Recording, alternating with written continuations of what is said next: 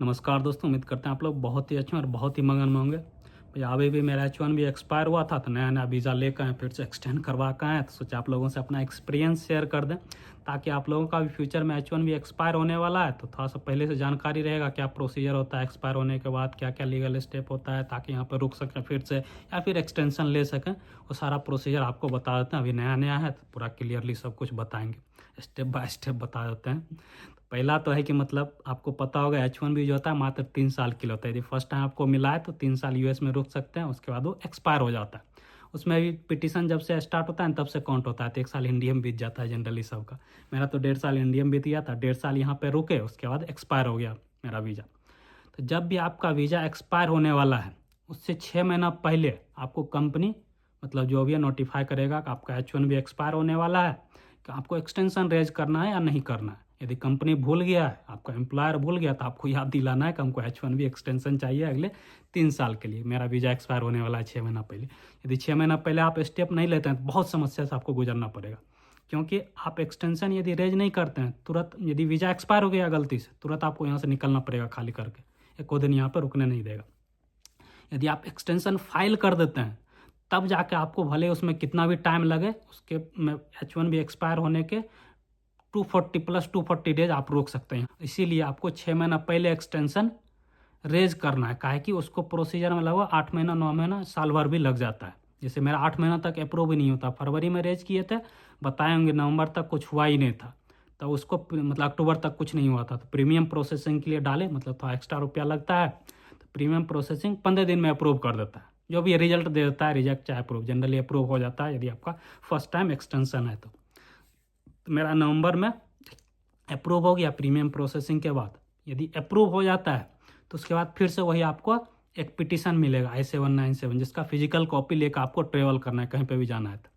तो यदि आपको मिल गया था, मान लीजिए आज के डेट में आपका एक्सपायर हो गया, जरूरी नहीं कि आज ही जाइए इंडिया, वहाँ से स्टम्पिंग कराए का आइए, ऐसा कोई प्रोसीजर नहीं है। आप 240 डेज तक कभी भी जा सकते हैं इंडिया। हाँ, यदि इंडिया गए तो फिर दोबारा आ नहीं सकते बिना उस पर पासपोर्ट पे स्टम्पिंग कराए हुए।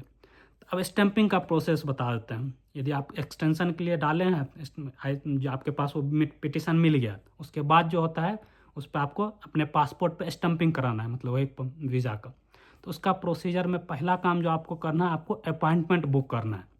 अपॉइंटमेंट जो आपको बुक करना है इंडिया जाने से पहले बुक करना है, क्योंकि अपॉइंटमेंट जल्दी नहीं मिलता है। वहाँ चल गए तो वहाँ पर फंसे रह जाइएगा 2-3 महीना तक। इसीलिए यहीं पे आपको अपॉइंटमेंट बुक करना है। अब वहाँ को यूएस जो भी वेबसाइट है यूएस गवर्नमेंट का, वहाँ पर जाके आपको वहाँ पर रजिस्टर करना होगा। यदि पहला बार आप किए होंगे तो सब प्रोसीजर आपको पता हुआ है, स्टेप करना है। तो उसमें आपको रोज़ खोल खोल के देखना है, मतलब हर एक आधा घंटा में। अब क्या हुआ था मेरे साथ, क्या हुआ, हम इंडिया चल गए तब जाके वहाँ पर देख रहे थे। जनरली सब जो जाता है ना पहले से अपॉइंटमेंट बुक करके जाता है हम, लेकिन वहाँ पर रिस्क लेके चल गए। यदि गलती से आप चल गए तो फिर बहुत बड़ा रिस्क है, मतलब 2-3 महीना तक, आप 4 महीने तक भी फंस सकते हैं, क्योंकि अपॉइंटमेंट जल्दी मिलता नहीं है। तो मेरा लक सही था, हम बार बार आधे घंटा हम खोल खोल के देखते थे, तो अचानक से एक दिन का मिल गया हमको अपॉइंटमेंट। तुरंत से बुक किए और बुक करके फिर वहाँ पे जो आगे प्रोसीजर बताते हैं, तो आप भी उसी तरीके से यहाँ से पहले से बुक करके जाइए। मतलब जो भी है जिस डेट में बुक कर रहे हैं उसके बाद बुक होने के बाद टिकट काटिए फ्लाइट का, उसमें आसान होगा आपको, ताकि डायरेक्ट जाके वहाँ पे एम्बेसी में वहाँ पे स्टैंपिंग करा सकते हैं। अब स्टैंपिंग में क्या प्रोसीजर होता है, इसमें आप इंटरव्यू भी दे सकते हैं और ड्रॉप बॉक्स भी कर सकते हैं। यदि आपका फर्स्ट टाइम एक्सटेंशन है तो इंटरव्यू देने का कहीं कोई ज़रूरत नहीं है, बस ड्रॉप बॉक्स होता है। उसमें क्या क्या चाहिए आपको, जो पिटिशन का कॉपी है ऊपर का मात्र 2 पेज का, एक फ़ोटो चाहिए आपका, उसके बाद आपको एक जो ये पासपोर्ट चाहिए। हम मात्र ये 3 डॉक्यूमेंट दिए थे और कुछ नहीं दिए थे। जनरली आपको पुराना वाला भी देना होता है, पुराना वाला जो पिटिशन है उसका भी ऊपर वाला 2 पेज का दे सकते हैं, अच्छा रहता है। तो वहाँ पे आपको जहाँ पे अपॉइंटमेंट बुक किए, मान लीजिए आप चेन्नई में बुक किए या फिर कोलकाता में बुक किए, यदि ड्रॉप बॉक्स आप बुक करते हैं जनरली चेन्नई का ही मिलेगा आपको। तो चेन्नई का मिलेगा तो ज़रूरी नहीं आपको चेन्नई में जाके वहाँ पे डॉक्यूमेंट जमा करना, आप कहीं पे भी जा सकते हैं। 5 जगह, कोलकाता, मुंबई, हैदराबाद, दिल्ली, चेन्नई, आप कहीं 5 में से कहीं पे भी जाकर डॉक्यूमेंट जमा कर सकते हैं। बस वही डेट में और वही टाइम में पहुँचना है जो आपको चेन्नई वाले में मिला हुआ है। अब उसको लेके कौन जा सकता है, खुद जा सकते हैं या दूसरा कोई भी जा सकता है। तो आप खुद भी जा सकते हैं और दूसरा कोई भी जा सकता है। तो यदि खुद चल गए तो ठीक है, आसान है, आपको सारा नॉलेज है, लेकिन ज़्यादा कुछ वहाँ पे लोचा होता नहीं है, सब बहुत ही आसान काम है। हम पहला बार क्या हुआ था, हम मेरा 15 तारीख का डेट मिला था, हम कोलकाता चल गए, वहाँ पर गए तो छुट्टी था उस दिन कोलकाता में, छुट्टी था तो उस दिन जमा नहीं हो पाया, तो हम किसी और को डॉक्यूमेंट दे कर आ गए। फिर से जब 18 तारीख को खुला सोमवार को, तो वो जाके डॉक्यूमेंट जमा कर दिया, कहीं कोई दिक्कत नहीं है, कुछ नहीं पूछता है। बस यही है कि जो भी जा रहा है ना उसको बोलिएगा अपना एक आईडी प्रूफ लेते जाए। तो वहाँ पर डॉक्यूमेंट जमा कर दीजिएगा। डॉक्यूमेंट जमा होने के बाद आपको लगभग 1 सप्ताह मैक्सिमम 2 सप्ताह में वो आपको वहाँ पे स्टेटस दिखाने लग जाएगा उसी वेबसाइट पे जहाँ से आप बुक सब किए हैं। वह अलग से भी वेबसाइट है, वो हम लिंक में दे देंगे, वहाँ पे आप देख लीजिए लिंक पे। तो वहाँ पे जाकर आप स्टेटस पासपोर्ट नंबर डालिएगा तो उसमें स्टेटस आपको बता देगा कि मतलब कहाँ पे पहुँचा आपका पासपोर्ट। जनरली जहाँ पे भी आप ड्रॉप किए हैं उसके बाद वो चेन्नई जाएगा, जो चेन्नई पे वहाँ पे स्टम्पिंग होकर फिर से लगभग आएगा। तो जनरली 3 to 4 वीक मतलब 3 से 4 सप्ताह लग जाता है इसमें।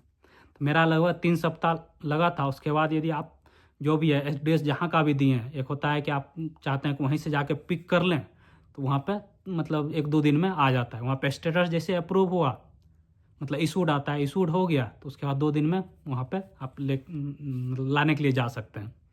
यदि आप घर का एड्रेस दिए हैं तो जनरली जो होता है कुरियर सर्विस उसके थ्रू आता है। हम घर का एड्रेस दिए थे तो मेरे घर पे आ गया था। घर पक्का एड्रेस देते हैं तो 900 रुपया एक्स्ट्रा देना पड़ता है। तो घर का दे सकते हैं, कोई दिक्कत नहीं, 900 रुपया लगेगा, उसको घर पे पहुंचा देगा। ब्लू डॉट वाला जनरली रहता है, तो मेरा ब्लू डॉट के थ्रू आ गया था। तो उसके बाद उस पर खोलिएगा तो उसमें स्टम्पिंग किया हुआ रहता है। यही सब प्रोसीजर है। यदि आपका भी वीज़ा एक्सपायर होने वाला है तो इसी सब थ्रू मतलब इसी प्रोसीजर से आपको गुजरना पड़ेगा। बस ध्यान रखिएगा जब भी आपका एक्सपायर होने वाला है उसे 6 महीना पहले एक्सटेंशन रेज कर दीजिए ताकि ज़्यादा टेंशन नहीं हो। चलिए, बाकी और कुछ भी जानकारी चाहिए तो आप कमेंट कर सकते हैं। चलिए, वीडियो देखने के लिए बहुत बहुत धन्यवाद।